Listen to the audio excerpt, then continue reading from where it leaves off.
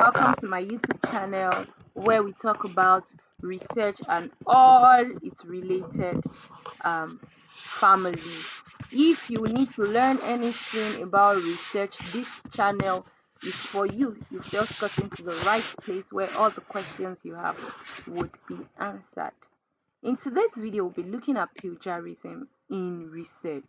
But before we go right into it, don't forget to hit the like button and subscribe.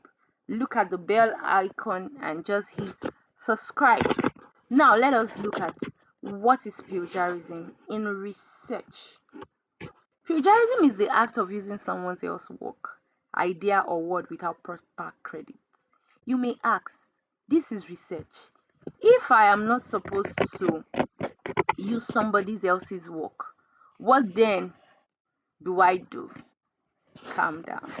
Now, plagiarism means that you don't use people's work, you don't copy people's work verbatim, or neither do you copy people's work without giving them proper credit for what has been said, or you say or you quote people's work as if you were the one who is the original owner of the idea.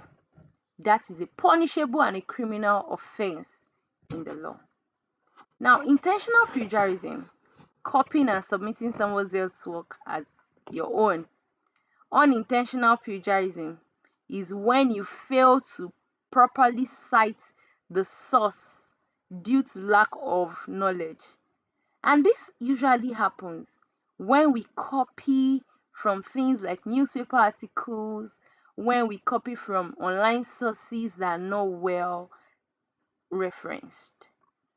Now, let's show an example.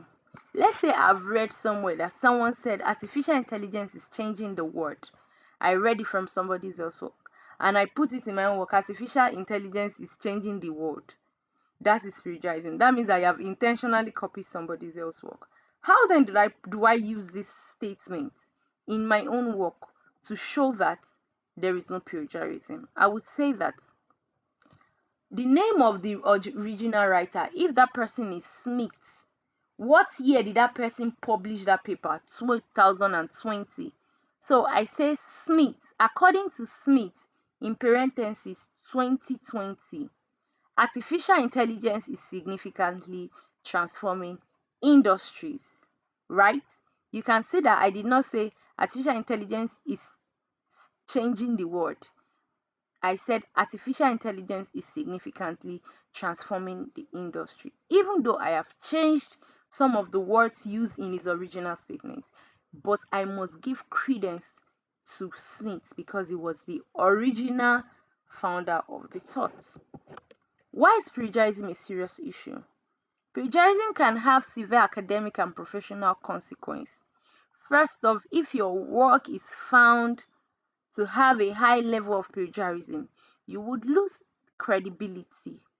There will be a lower trust in your work. You will be seen as somebody who copy other people's work. There are legal penalties. It is a copyright infringement and could lead to lawsuits. And also it could lead to academic failure. When your professor, your supervisor finds out that you have engaged in plagiarism, you could be suspended or even expelled. Now, what are the common forms of plagiarism? I've mentioned two before. Direct copying, that's copying and pasting text without citation, copying from a website and submitting it as your own. Number two, paraphrasing without attribution. So many of us make this mistake. We think when we paraphrase words, it no longer belongs to the original owner. Paraphrasing does not change a thing.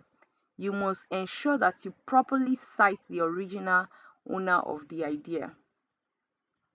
Self-plagiarism. Now you have written something somewhere before and you are using it again. When you are using it in another work, you must cite yourself. For instance, I have written something about sexual abuse. Now I want to use a sentence from what I have written before in my old work. I must reference myself. soon but 2020 said posits that sexual abuse has a long-term effect on the female gender. I don't just say sexual abuse has a long-term effect on female gender. I must be able to quote my name and cite my name and the year that I wrote the paper in my work, even though I owned the two work. What? So another form is submitting the same essay for two courses. Students are found doing that a lot. You must refrain from it. Mosaic plagiarism, mixing multiple sources without proper credit. Example, using different author statements and blending them together. So if you're blending the work of four authors together, make sure you write Alao 2020, Obianuju 2016, Taufik 2019, Tokpe 2020, and make sure that you um cite it properly. If you want to know how to cite and reference your work, you could refer to my video where I explicitly explained how to reference and cite your work properly. Another type of plagiarism is improper citation, citing incorrectly or omitting sources. Example, you mention a study but you are giving us the wrong year or the wrong author. We must refrain from that. Students do that a lot. So you want your supervisor has said, oh, use sources not less than 5 years. You are seeing sources from 2001. You just change the year. You use the original author. You write the name of the original author, and you change the year to 2020. It's a form of plagiarism that we must refrain from. What are the effective strategies to avoid use when if you want to avoid plagiarism? Use your own word. Write in your unique style. When you read the work of other people, put it in your own word. Write in your unique style. Cite all sources. Give credits where it is due. Paraphrase properly. Change the structure and wordings while keeping the original meaning. Use quotation mark for direct quotes. Indicate the exact wording from the source. Keep track of your references. Maintain a bibliography as you research. Don't wait till the end of your work before you start looking for your references. As you're writing, ensure to keep track of your reference. Use plagiarism checkers. This will help you verify the originality before submission. Now, how to properly cite and reference sources. Like I said before, I have a full video on that. You could refer to that. But let's look at this. Use citation styles and the example. If you are using APA, which is the upper format, American Psychological Association, this is how you would do it. So imagine that. Okay, let's give an instance. Brown. I'm using the word of brown. In my text, in the write-up, I will cite Brown in parentheses, Brown 2020.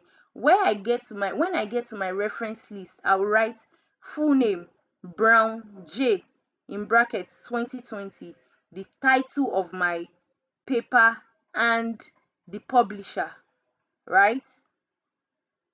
If you are using MLA, Modern Language Association, in text, you put it in parentheses, Brown 45.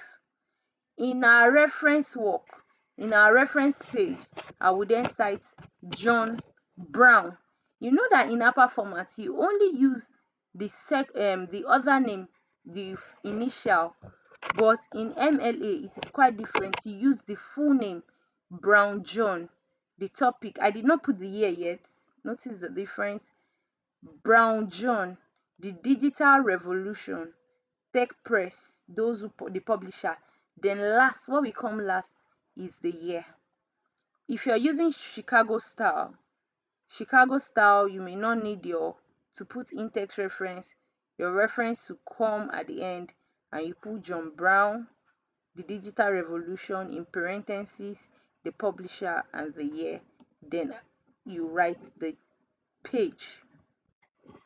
What are the best tools for plagiarism detector? what are the best tools? We have AI tools that can help you check plagiarism in your work before you submit. You can use Turnitin, you could use Grammarly plagiarism checker, you could use Quitex, you could use PlagScan, and also you could use Qbot. Thank you for listening.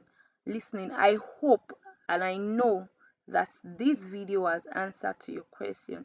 If you have any further question on this subject, please chat me in the comment section. I'll be here to answer your question. But before you go, hit the like and subscribe button. See you in the next video. Bye.